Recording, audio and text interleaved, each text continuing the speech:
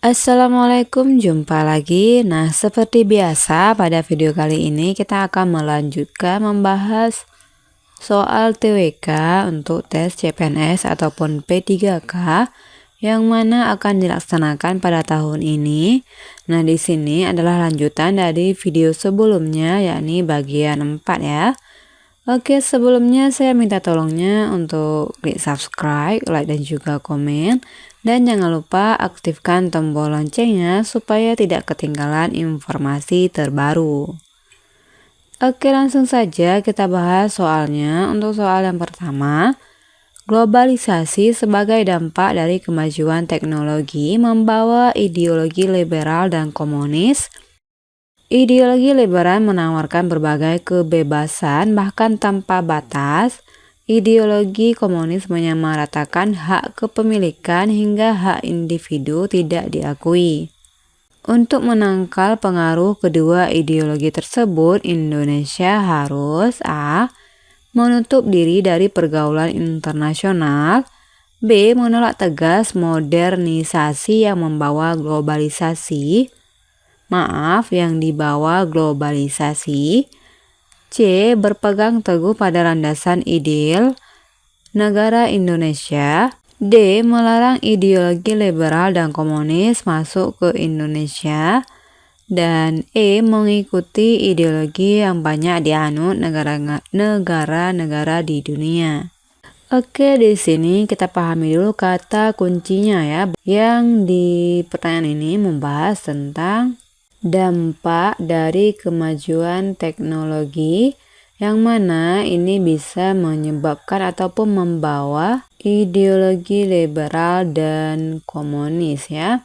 Nah, di sini apa yang harus dilakukan oleh Indonesia dalam menghadapi pengaruh dari ideologi liberal dan komunis ini? Oke, untuk yang A, menutup diri dari pergaulan internasional. Nah, di sini, kata menutup diri bukan keputusan yang pas untuk menghadapi persoalan di atas. Jadi ini kita palang. Selanjutnya, menolak tegas modernisasi yang dibawa globalisasi. Nah, ini oke, kita harus menolak tegas. Namun, kalimat ini masih belum bisa menyelesaikan persoalan untuk nomor 1 ini ya. Jadi hal ini juga masih kurang tepat. Selanjutnya, berpegang teguh pada landasan ideal negara Indonesia. Nah, di sini kita pending dulu. Kita cek D dan E-nya juga. Melarang ideologi liberal dan komunis masuk Indonesia.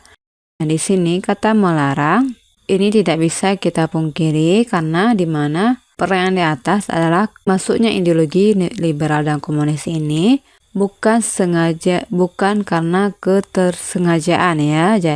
Hal ini karena disebabkan oleh pengaruh teknologi. Jadi keputusan melarang belum tentu bisa membasmi pengaruh ideologi liberal dan komunis ini. Sehingga bab yang D ini juga kita palang. Selanjutnya yang E, mengikuti ideologi yang banyak dianut negara-negara di dunia. Nah, kata mengikuti ini belum efektif ya, jelas salah. Hal ini karena ideologi yang banyak dianut negara di dunia salah satunya adalah ideologi liberal dan komunis. Jadi ini bukan paham yang bisa menjawab pertanyaan nomor 1 ya. Nah, ini jelas salah.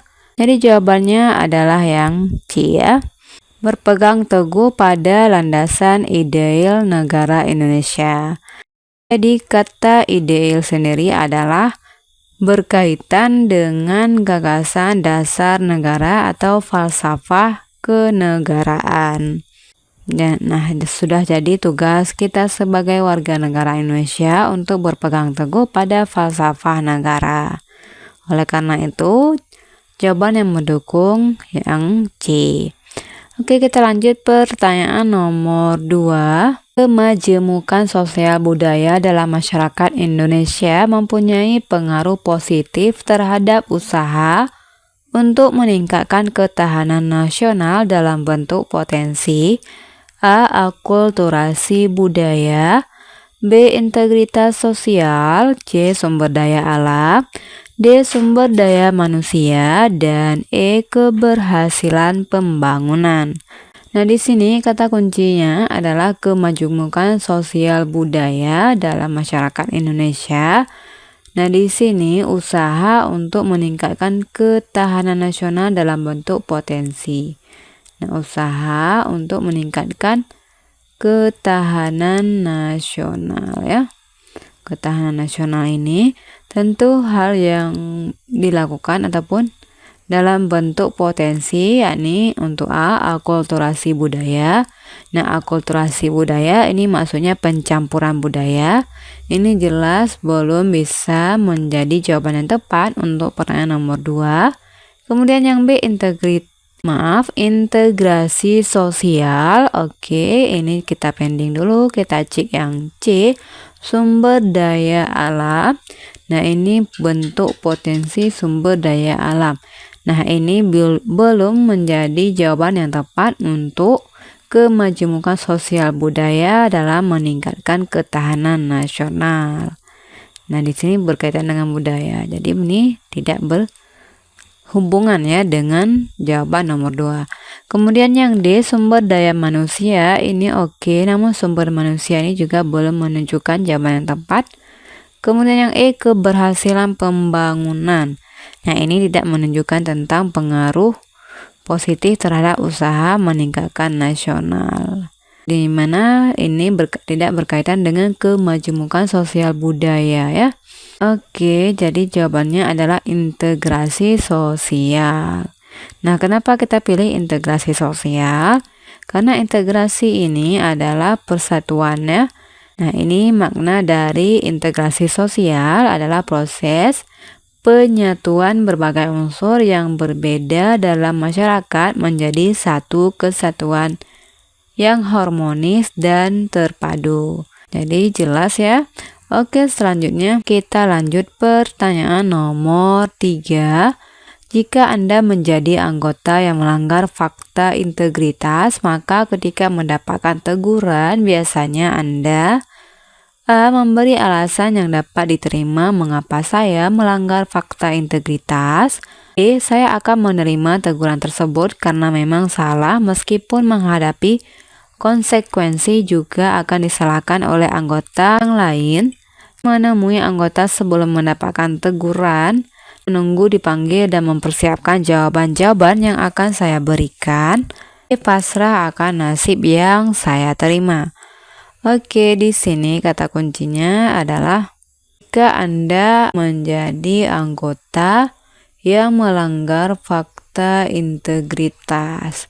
Oke, ini kita pahami dulu makna dari kata integritas ya. Jadi, maksud dari fakta integritas sendiri adalah dokumen yang berisi pernyataan atau janji kepada diri sendiri tentang komitmen melaksanakan seluruh tugas, fungsi, tanggung jawab, wewenang dan sesuai dengan peraturan perundang-undangan dan kesanggupan untuk tidak melakukan korupsi. Nah, ini ya kata kunci dari fakta integritas, yakni korupsi, kolusi, dan nepotisme. Nah, jadi ini semacam seluruh anggota untuk tidak melanggar fakta integritas yang telah dibuat oleh kita melanggar. Ini tadi kan ada kata korupsi, kolusi, nepotisme. Nah, di sini apa yang harus dilakukan ketika mendapat teguran? Yang A. Memberi alasan yang dapat diterima mengapa saya melanggar fakta integritas. Memberi alasan. Nah, ini dari awal kalimat sudah jelas memberi alasan. Artinya ini kita berusaha lari dari masalah pun dari pelanggaran yang telah kita lakukan. Oke, jelas ini salah. Kemudian saya akan menerima teguran tersebut. Nah, kata saya menerima ini oke, tapi kita periksa dulu C, D, dan E-nya juga. Menemui anggota sebelum mendapatkan teguran. Menemui anggota, kata menemui juga ini sama ya kata-katanya bahwa kita hanya lari dari masalah yang kita buat. Nah, ini juga kurang tepat. Selanjutnya menunggu dipanggil dan mempersiapkan jawaban. Nah, ini kalimat terakhir jelasnya mempersiapkan jawaban supaya kita tidak dihukum. Nah, ini bukan pilihan yang tepat. Selanjutnya pasrah ini. Pasrah ini bukan bagian yang dapat menunjukkan sikap dalam menghadapi masalah di atas. Oke, di sini sudah jelas ya bahwa jawaban yang benar adalah yang B, di mana saya akan menerima teguran. Ya, memang ini harus menjadi tanggung jawab kita sebagai anggota. Apabila melakukan pelanggaran fakta integritas ini, tentu harus menerima teguran.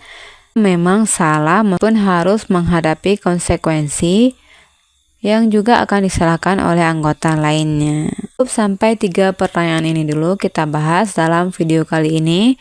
Dan jangan lupa nantikan terus untuk bagian selanjutnya tentang pembahasan soal TWK. Oh ya, seperti biasa sebelumnya saya minta tolongnya untuk klik subscribe, like, dan juga komen. Oke, assalamualaikum warahmatullahi wabarakatuh.